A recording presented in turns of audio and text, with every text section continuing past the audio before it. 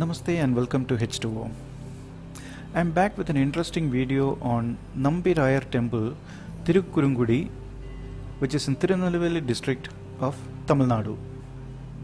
The Nambi Rayar Temple or the Vaishnava Nambi and Thirukurungudivalli Nachiyar Temple is dedicated to Lord Vishnu and is located in the Thirukurungudi village of Tirunelveli district in Tamilnadu. This temple is one of the 108 Divya Desams dedicated to Lord Vishnu.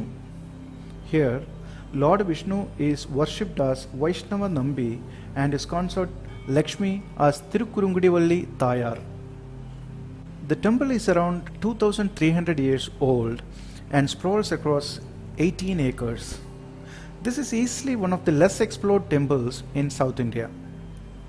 Interestingly, there is a small Shiva temple inside the premises, which is very unusual to a Vishnu temple.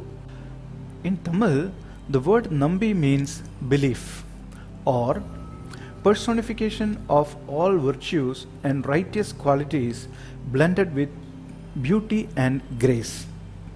There are 5 Nambis in this temple.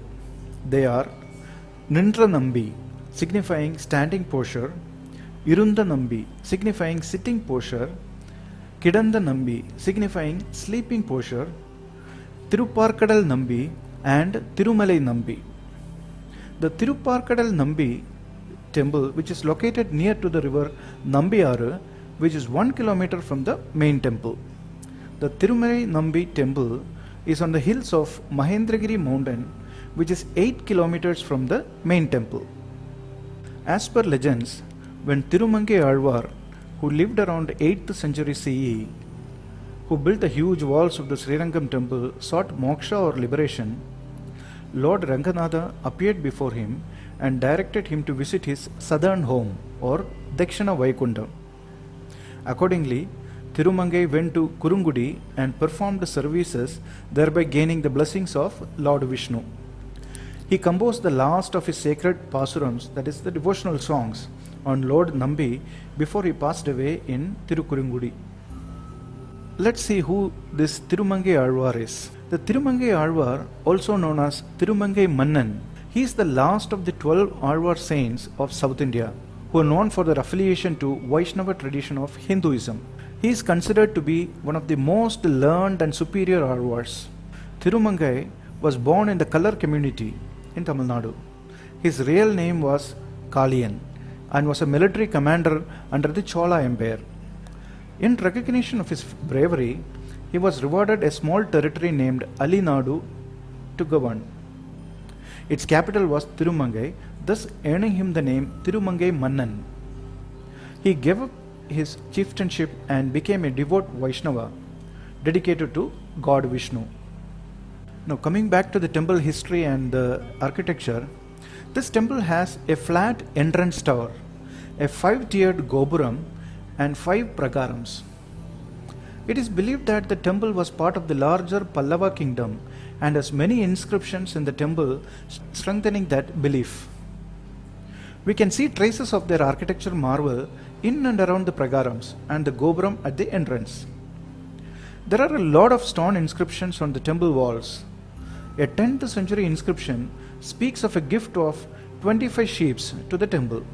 Another inscription from the 14th century is attributed to Sundarapandya II, indicating gifts of 25 cows for the perpetual lighting of ghee lamps in the temple.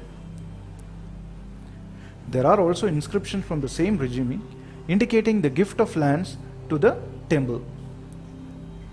It's a bit strange to see a Balipidam inside a Vishnu temple. Kaisika Ekadashi is one of the grandest festivals celebrated here. It's observed on the Shukla Paksha Ekadashi day or the waxing phase of the moon in Kartige month as per the Tamil calendar. As per the local folklore, it is believed that on this day, Lord Vishnu proved to the world through Nampudavan and Brahma Rakshasa that birth and caste are mere physical and what matters is devotion and adherence to truth. The story goes like this. Nampudavan was born in a Chandala family or a Panan family, was an ardent devotee of Lord Vishnu and used to offer his songs as Dakshina to the Lord. Once on a Shukla Paksha Ekadashi day, while he was on his way to the temple, he was stopped by a hungry Brahma Rakshasa. The Brahma Rakshasa wanted to eat Nampudavan. Nampudavan was happy to satisfy somebody's hunger and never feared death. He requested the Brahma Rakshasa to allow him to offer his daily prayers before Lord Vishnu. Brahma Rakshasa agreed, and Nampudavan went to the temple and offered his daily offerings in Kaisiga Ragam, or a tune. After his prayers, while Nampudavan was walking back to the Brahma Rakshasa, an old man, that is Lord Nambi himself, stopped and asked him to escape via a different route. But Nampudavan was not ready for that, as he had promised the Brahma Rakshasa that he would satisfy his hunger.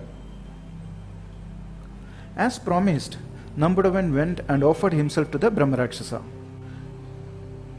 But by that time, Brahma Rakshasa's hunger had vanished, and instead he was really moved by Nampudavan's truthfulness. The Brahma Rakshasa then told his story that he was a Brahmin and got a curse from his elders and became a Brahma Rakshasa as he did not perform the yajnas carefully. The Brahma Rakshasa begged Nampudavan to give the fruits of one of his offerings to get liberation. Nampudavan said that he sang only out of devotion and never bothered about its outcome. Brahma Rakshasa was dejected. Seeing the plight of Brahma Rakshasa, Nampudavan decided to give the fruits of his last offering to Lord Vishnu. As soon as he had spoken, the Brahma Rakshasa was released from his curse and became a Brahmin again and was escorted to heaven.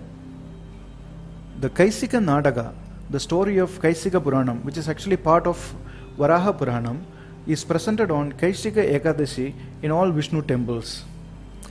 Kaisika is the name of a raga or tune. It is believed that listening to the story will help in redemption of one's sins. That's it for today. Stay tuned for yet another interesting video coming up later this week. Thank you.